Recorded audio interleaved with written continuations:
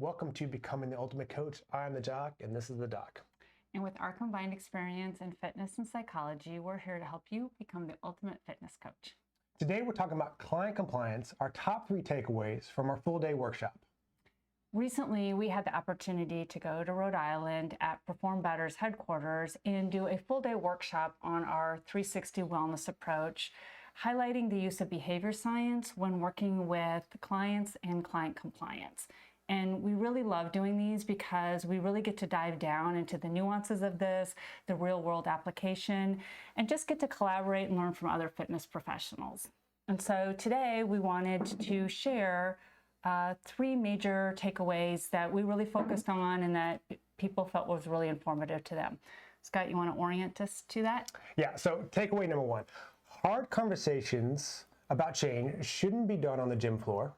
Number 2, for the best long-term results, use minimal effective dose. And number 3, all unhealthy behaviors serve a root cause. So Doc, kick us off with the first one. Why should hard conversations be off the gym floor? Yeah, three basic reasons, I would say. The first one is your client's ability to recall. So you're on the training floor, they're doing their motoric movements, you're focused on their training program, and at the same time you're having conversations about food recall for the last week and how they felt with certain things, thinking about their lifestyle, could they incorporate different things? And all of those are nice conversations to have.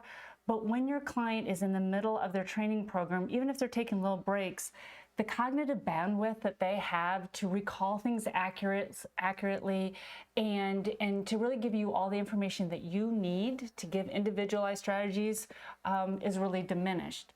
The other thing is that you're not just training that client during the day. I know this, right? You have lots of clients. And so the likelihood that you actually remember everything that you suggested to them is going to be pretty low. And although clients don't always point that out to you next time you see them, they'll remember that maybe you weren't listening or you forgot something that you guys talked about.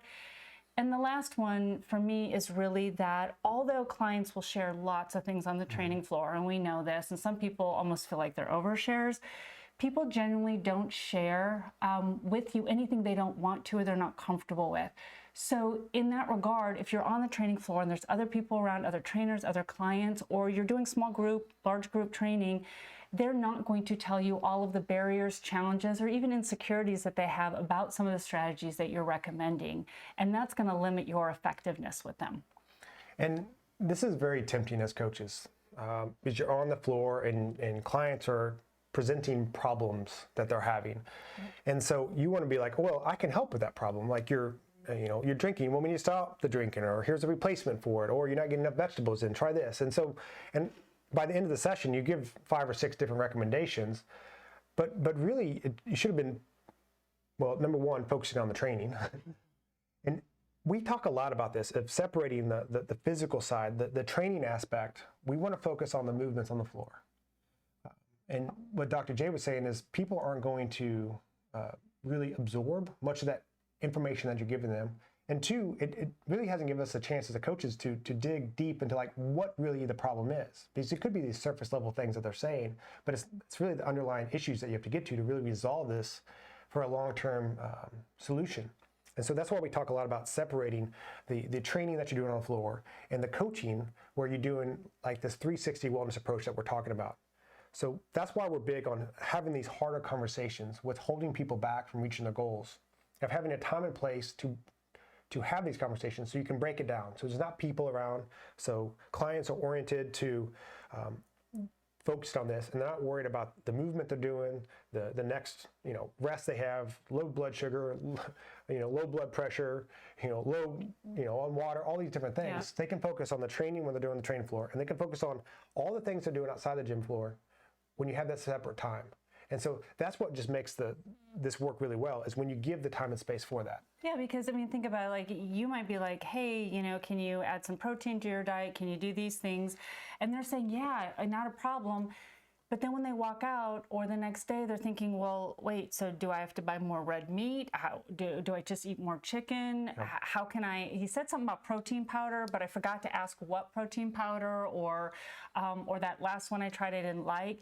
And so there's just all of these nuances where you get that agreement and you're separating from your client thinking, yeah, they are excited about this and they're going to go execute this. And they didn't ask you any other questions. So we must all be on the same page. So it's just those things that we miss, that conversations in between the sets and reps, there's just not enough time to really dive in. Yeah. And we talk about, like, when you have these conversations off the gym floor about the big changes, when you're on the gym floor with them, you can reinforce those things. So it's not like you can't have conversations with people on the floor, because that was funny at the workshop. They're like, someone was like, does that mean we shouldn't talk to them? I'm like, no, you should absolutely talk to the person. Like, it's gonna be very awkward. Like, I'm sorry, we can't talk now until we have our separate time. But it's more about, like, that's not the time to introduce something new when you're trying to make changes. That's trying to reinforce, and also just having, pleasantry conversations. So moving on to the second one, this minimal effective dose. We're really big on this one. And this was another thing that a young trainer brought up at our workshop. And he was just out of school. He had his exercise science degree, and he's so excited to do all these things that he just learned through all these general pop clients. And I was that same person. Like, I wanted to, here's all the nutrition knowledge I have, and here's all the supplement knowledge I have, and here's all the exercise knowledge. And if you follow all these things, you're going to get the results you want. But very few actually follow that plan, because it wasn't the best plan for them. It was just the best plan for that archetype, that, male at that weight kind of deal. It wasn't taking into account their personality, their lifestyle, and their environment. Yeah, and if we think about it, a lot of people are talking about habits, and there's some cool books out about building habits and all those things. And we know that habits are important. But the thing is that when we make huge changes that are very complex with multiple facets, the likelihood that those things are ever going to become a habit is very diminished, because the way we build habits is small incremental steps that are sort of stacked onto other things that we're already doing. So by looking at what's the minimum amount that we can do to help make some change, what it does is two things. It builds upon existing habits, ideally, if we're doing it correctly. And then the other thing is, and I talk about this a lot, is this behavioral momentum. Mm-hmm. When I can do something successfully and I see a little bit of a change, my brain is much more likely to get engaged in doing more and more of that, and then other behaviors follow. If it's something super complex and I'm trying and I'm failing and I'm trying and I'm failing, then over time I start to feel like I can't do this, or something's wrong with me, or it's not meant for me at this time.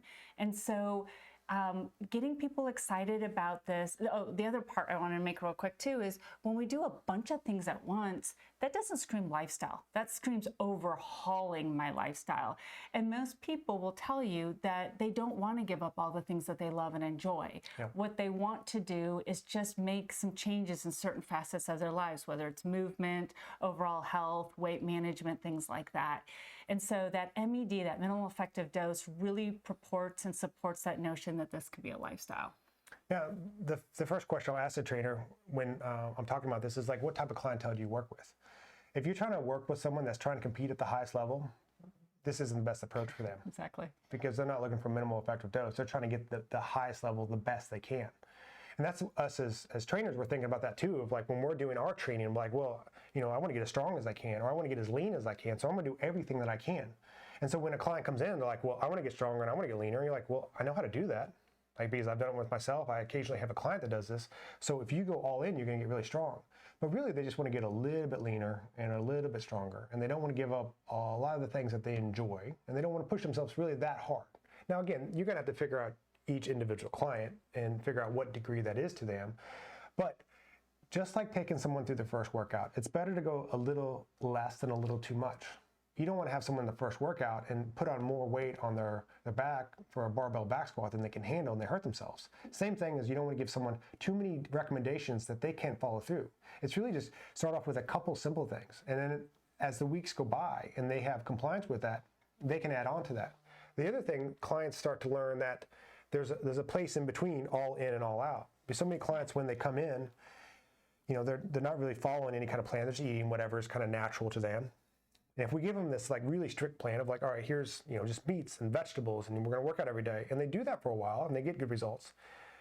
When life becomes stressful, they're just going to revert back to the original where they started. They haven't learned anywhere in between. And by us taking this minimal effective dose, we can teach them stages in between. So people can, improve and maybe fall back just a little bit, but not so far back that's all the way at the beginning. So I think that's just important. And so keep that in mind when you're working with your clients. So takeaway number 3, all unhealthy behaviors serve a root cause. And we've talked about this in several of our past episodes. And if you really want to dive into that, like we broke them down, but Dr. J, break down, our EATS model and why this is so important for coaches and trainers to know.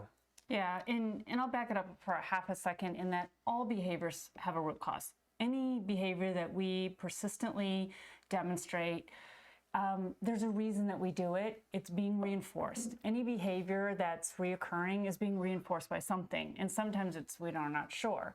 But in the case of clients, usually you're not trying to change the behaviors that are working towards our goals. What we're usually trying to adjust is the behaviors that aren't. And so healthy to unhealthy is on a continuum, and based on your goal, some behaviors based on that goal will land in the more unhealthy category. So bottom line is, if you're trying to change a behavior or modify it, you have to figure out why it's existing. And so what we talk about is the EATS model, and this is really strong in the behavioral science literature and research, and we know a lot about this. And basically that there's 4 root causes. 1, EATS, so E is for escape, A is for attention, T is for tangible, and S is for sensory. And so basically what we're saying is, okay, if you are doing that late night snacking, are you doing it because you are just trying to escape your day, escape emotions and feelings, and this comfort food sort of allows you to escape, takes you back to your grandma's house, whatever it is, and it's serving that purpose? Or is it attention? When you eat the squawk and chips, when you go out to the restaurant, that Mexican restaurant, and have all of your favorite foods with your friends, it's a way that you connect with them. Or is it tangible? I deserve a treat. I deserve something special. I work hard and I want something tangible. Or is it sensory? It just tastes good. It just feels good. The mouth feels great, or it just gives me that feeling that I enjoy and I want more of it. And when we find out what that root cause is, it's much easier to find a replacement, because the reality is, if a behavior is serving a root cause, then it's just saying stop doing it, it's not going to work out. Yep. And you've talked about this a lot. We have to make a replacement that fits that. Yeah, and this is kind of I talk about my evolution as a trainer before Dr. J. Is like, as a young trainer, I just told people to stop doing these things that weren't in line with their goals, because that made the most sense to me. Of like, well, you say you want to lose weight, then excess drinking, eating out, late night snacking, eating your tub of peanut butter every night is not really going to help with that. So like, just stop doing that. A lot of peanut butter. Now, occasionally there was the person like, I didn't realize there was that many calories in the nut butter, so they could change. But anybody that was like, this was kind of their ingrained thing, and they've been, having a couple of glasses of wine every night for the last decade, that wasn't an easy fix of being like, just stop doing that. And I slowly learned that replacements were better. But the problem was, again, before Dr. J, was I was thinking all, drinks, maybe I can find a drink replacement. So instead of, your wine, can you have kombucha, or can you have tea, or something like that? And that worked for a few people. And Dr. J explained it to me later when we started working together, of like, it worked for the people that it was sensory, because they were drinking the alcohol for a sensory replacement. And really, it could be escape, it could be attention, it could be tangible. And so matching those up. And that's the key for these long-term changes, because I'm going to bet any of our clients, we can tell them to stop doing it, and they'll do it for a short term, but it'll make its way back in when life becomes stressful, when things just get a little bit harder. These old habits make their way back in. And for us to find a good change for that and a good replacement for that, so to be long-term, and that's what we're in this for the long haul for our clients, is matching it up is key. And I think you would attest to this too, is you don't have to be this major detective or psychological, genius to figure out what those root causes are. You just ask people, does it feel like this? Does it feel like this? And some behaviors, it could be late night snack, it could be alcohol, might serve more than one of them, depending on when they do it. So we know if we take alcohol, the people that maybe drink a little bit in the evenings on a regular basis during the week, that might serve a different root cause than when they're out with their friends on the weekends drinking on more of a social type of thing. But asking those questions and imposing it to clients, oftentimes they'll easily solicit the answer of that, and then you can start to partner with them on what that replacement is. Yeah, and so as we wrap things up here, the big thing I want to leave you with is when clients aren't being compliant, think less about them and them not following the plan, and more about the plan that you gave them, and maybe it's not the best fit for them. So I want to thank you for tuning in to this episode on client compliance in personal training. And we really hope that you found these top 3 takeaways from our one-day workshop informative and insightful. And remember, so we want effective communication in a focused time and place. We want to use minimum effective dose. And we also want to address those root cause behaviors so that we can give them proper replacements that are ultimately going to improve their compliance and their long-term results. So don't forget to subscribe to our podcast and YouTube channel for more tips and strategies on how to succeed in the fitness industry.